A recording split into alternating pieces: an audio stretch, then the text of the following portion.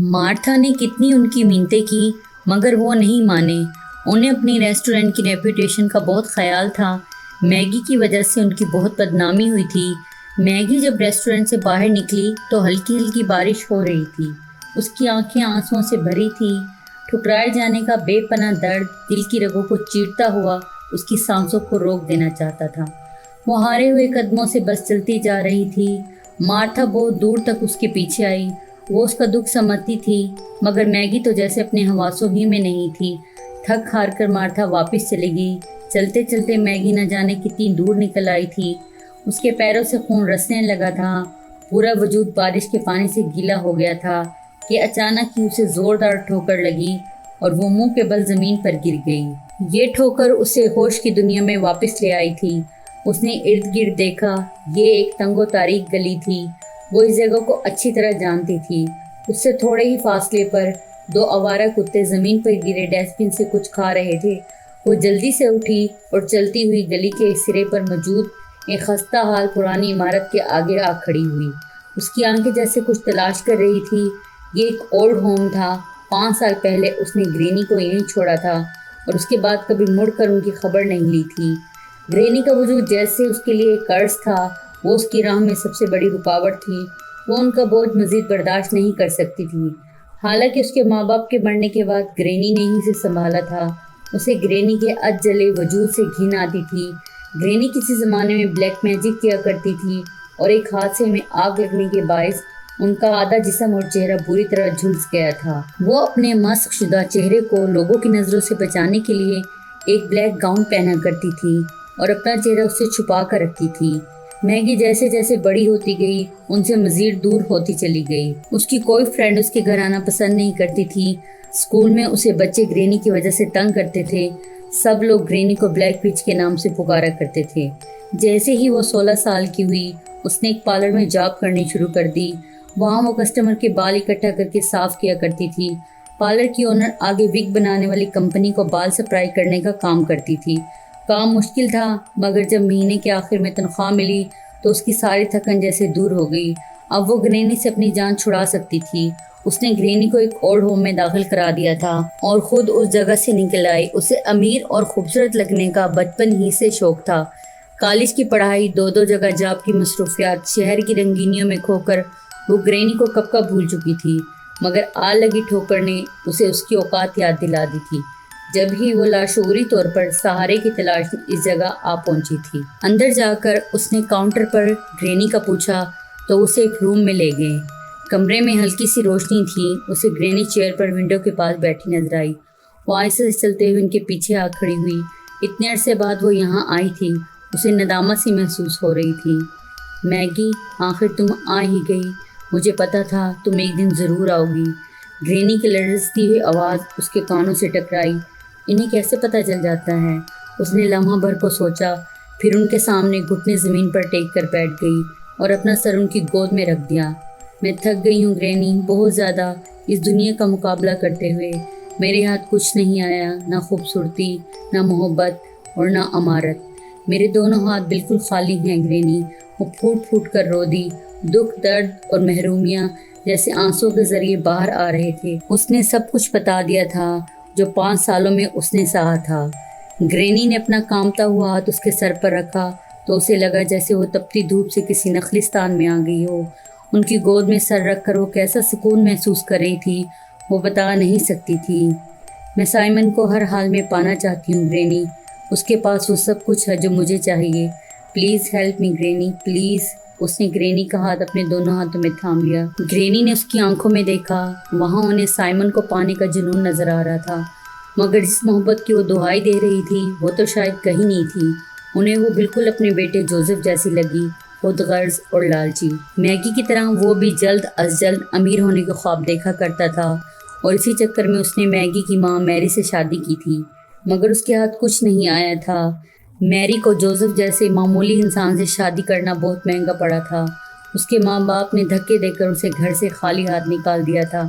وہ جوزف کی محبت کے سہارے شاید ساری زندگی گزار لیتی مگر جس رشتے کی بنیاد جھوٹ پر ہو وہ اتنا پائیدار کب ہوتا ہے؟ جوزف جو چاہتا تھا اسے نہیں ملا تو میری کے سامنے بھی اس کی جھوٹی محبت کا پردہ فاش ہو چکا تھا۔ دن رات کی لڑائی جھگڑوں سے تنگ آ کر میری نے سوسائڈ کر لی تھی۔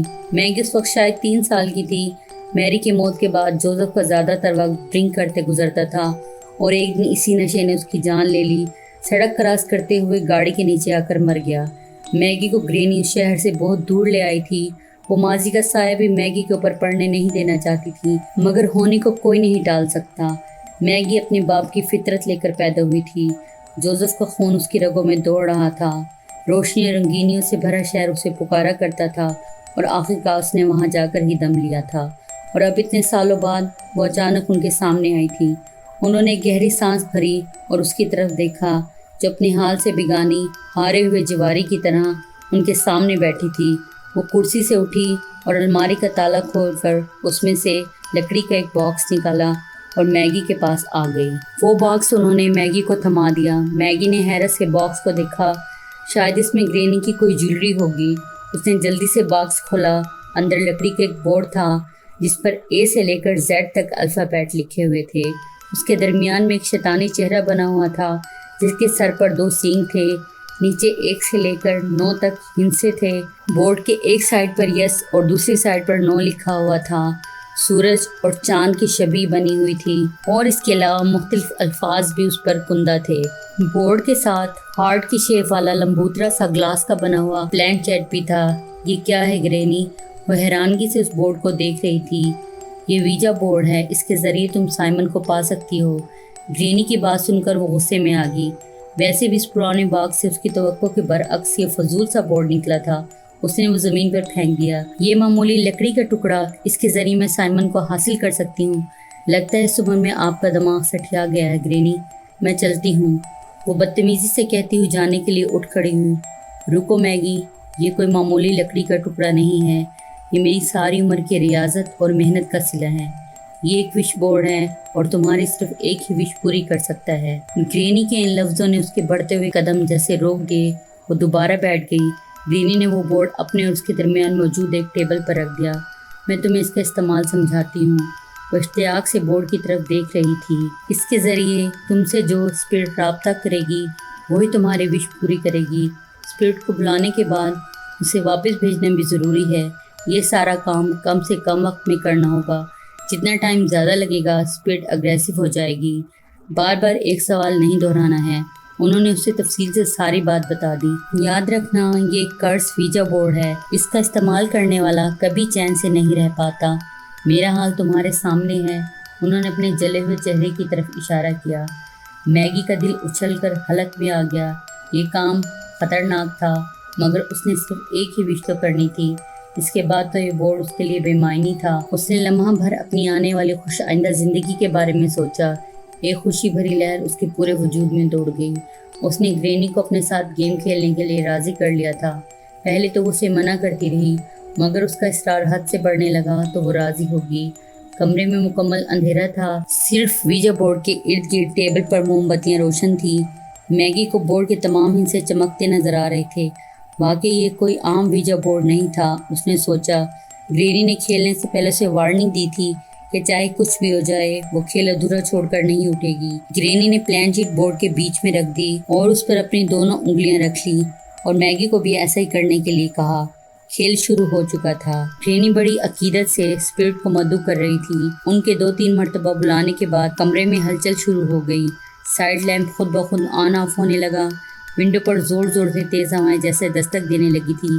کمرے میں موجود الماری کے پٹ کبھی کھلتے کبھی بند ہو جاتے۔ گرینی نے اسپرٹ کی موجودگی محسوس کر لی تھی۔ وہ اس کھیل کی پرانی کھلاڑی تھی۔ انہوں نے میگی کو بولنے کا اشارہ کیا۔ میگی نے جلدی سے سائمن کو پانے کی وش ظاہر کی۔ پلین چیٹ خود بخود حرکت کرتا ہوا یس پر آ کر رک گیا۔